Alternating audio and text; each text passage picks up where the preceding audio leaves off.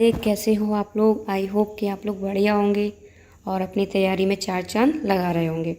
तो फ्रेंड्स, आज के इस टॉपिक में हम बात करने वाले हैं वर्णमाला के व्यंजनों की। और फ्रेंड्स, जो हमारा लास्ट टॉपिक था उसमें हमने आपको स्वरों को याद करवाया था और बहुत ही अच्छी और शानदार ट्रिक के साथ याद करवाया था। इसमें भी आपको ज़्यादा प्रेशर नहीं लेना है, ज़्यादा आपको दिमाग नहीं लगाना है। बस मैं जो बोलूँगी उसको आपको कंसंट्रेट करके स्क्रीन पर देखना है। और जो लास्ट वीडियो है वो आपको आई बटन में या फिर आपको डिस्क्रिप्शन में दे दूँगी, तो आप उसको भी देख के अपने स्वरों को कंप्लीट कर लीजिएगा।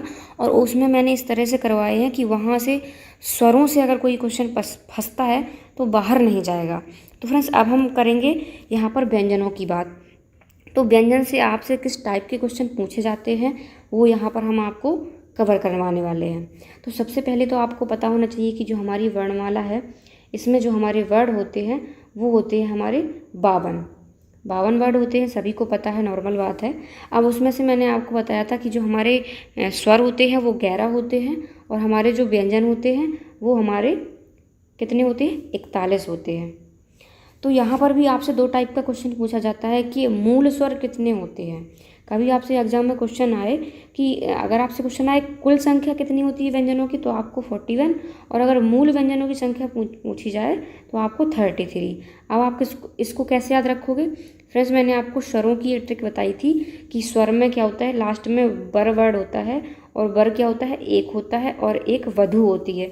तो हमारा 11 बन गया था। उसी ट्रिक से हम व्यंजनों की जो मूल संख्या है 33, इसको भी याद करेंगे। फ्रेंड्स, अब वर वधु की बात हो गई है। अब भाई शादी है तो कुछ जन भी आएंगे।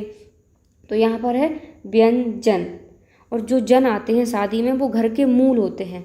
यानी कि आपको मूल जनों की संख्या कितनी करनी है। शादी में तो 2 लोग आते हैं, अब एक उनका छोटा छोटी जो भी होता है तो 3 हो जाते हैं, यानी कि एक आध बच्चा तो पीछे से लग ही जाता है। तो यहाँ पे आपको याद करना है कि मूल व्यंजनों की संख्या जो है 33 होती है। 3 से हमारा क्या बन जाएगा, 33। जैसे हमने स्वरों को याद रखा था वर और वधु, वैसे ही हम इसमें याद रखेंगे कि 2 लोग आते हैं और उसके साथ एक छोटा छोटी आता है तो वो 3 लोग हो जाते हैं। तो 3 का हो जाएगा हमारा 33। बहुत ही सिंपल है, ये सिर्फ आपको याद करवाने के लिए है।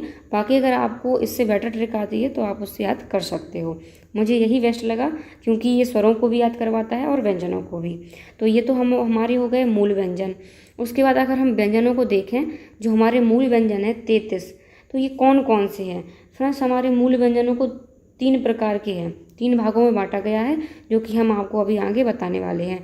तो 3 कौन कौन से हैं, एक तो है हमारे स्पर्शी व्यंजन, दूसरे हैं अंतःस्थ और तीसरे हैं संघर्षी एवं ऊष्मीय व्यंजन। इन तीनों को मिला के हमारे 33 व्यंजन हो जाएंगे। तो अब हम आपको काउंट भी करवाएंगे, जब हम लास्ट में टॉपिक को ख़त्म करेंगे वहाँ पर हम आपको काउंट भी करवाएंगे। तो स्पर्शी व्यंजन कितने होते हैं, ये भी क्वेश्चन आपसे पूछा जाए तो आपको याद रखना है 25। फ्रेंड्स, यहाँ पर जो वर्ड है यहाँ पर स्पर्श, यानी कि हम पैरों को स्पर्श करते हैं। तो हम कितने पैरों को, 2 पैरों को, 2 5, 2 पैर यानी कि 2 5, यहाँ से आप इसको याद रख लीजिए। अब हमारे जो स्पर्शी व्यंजन है वो होते कौन कौन से हैं। तो यहाँ पर आपको एक ट्रिक जो हमेशा बहुत ही वायरल रहती है यूट्यूब पर, हर टीचर आपको रटवा के रखा है, तो आई थिंक मुझे रटवाने की कोई ज़रूरत नहीं है। तो आप उसको ऐसे याद रख सकते हो, कचट तप, यानी कि जो पहली लाइन होती है कचट तप, यानी कि का वर्ग के जो 4 अक्षर होते हैं, ऐसे ही चा वर्ग के, टा वर्ग के, ता वर्ग के और पा वर्ग के। अब हमारे 5 वर्ग हैं और हर वर्ग में 5-5 अक्षर हैं, तो 5 का मल्टीप्लाई 5 में करोगे तो कितना हो जाएगा, 25। यही हमारे स्पर्शी व्यंजन होते हैं। तो कचटता पे याद रख लोगे। अब इन स्पर्शी व्यंजनों में पूछा जाता है कि भाई जो का है वो कंठ है या तालु है। इस टाइप के क्वेश्चन आपको एग्जाम में बहुत देखने को मिलेंगे। अभी सीआरपीएफ एग्जाम चल रहा है तो उसमें भी आपको बहुत देखने को मिलेंगे, और आपके हर एग्जाम में जिसमें हिंदी आती है वहाँ इस टाइप के क्वेश्चन आते ही हैं कि हमारा जो बा बकरी का है वो कौन सा है, तालु है, मूर्धन्य है। तो इसको भी आपको एक ट्रिक से याद रखना है, वो है हमारी KTM और DO, यानी कि ऑडी भी बोल सकते हो, ये दोनों गाड़ियों के नाम है। इसको उल्टा बोलोगे तो ऑडी हो जाएगा, KTM और ऑडी। अब का से हो जाएगा हमारा कंठ, टी से तालु, एम से मूर्धन, डी से दंत और ओ से ओष्ठ। और ये जिस क्रम में लिखे हुए हैं उसी क्रम के जितने भी, ये इस क्रम के 5 हैं तो ये 5 कंठ हैं, और ये इस वर्ग के जैसे ता वर्ग के ये 5 हैं तो ये दंत हैं। इस तरह से आपको याद रखना है। इसके बाद देखते हैं हम, नेक्स्ट है हमारे जो मैंने अभी 3 प्रकार के आपको मूली व्यंजन बताए हैं उसमें हमारे स्पर्शी हो चुके हैं। अब हम देखते हैं अंतःस्था। अंतःस्था व्यंजन कौन होते हैं? ये व्यंजन होते हैं हमारे या रा ला वा। इसको कैसे याद रखोगे? या रा से हो गया यार और ला और वा से हो गया लब।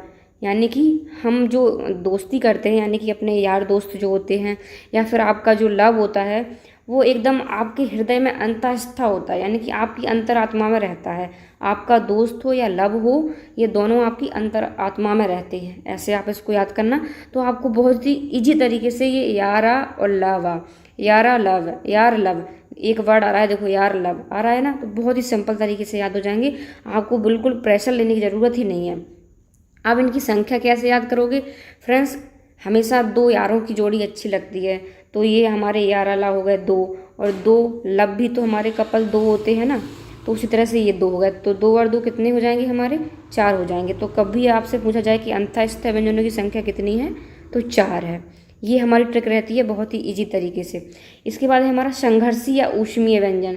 तो ये जो तीनों हमारे सा हैं और प्लस हा, ये चारों हमारे संघर्षी और ऊष्मीय व्यंजन कहलाते हैं। अब इनको कैसे याद रखोगे फ्रेंड्स? आपने पूरी वर्णमाला में नोटिस किया होगा किसी भी अक्षर का डबल रोल नहीं है, यानी कि कोई भी अक्षर आपको डबल नहीं दिख रहा होगा, लेकिन ये तीनों अक्षर हम इनको सा सा करके बोलते हैं।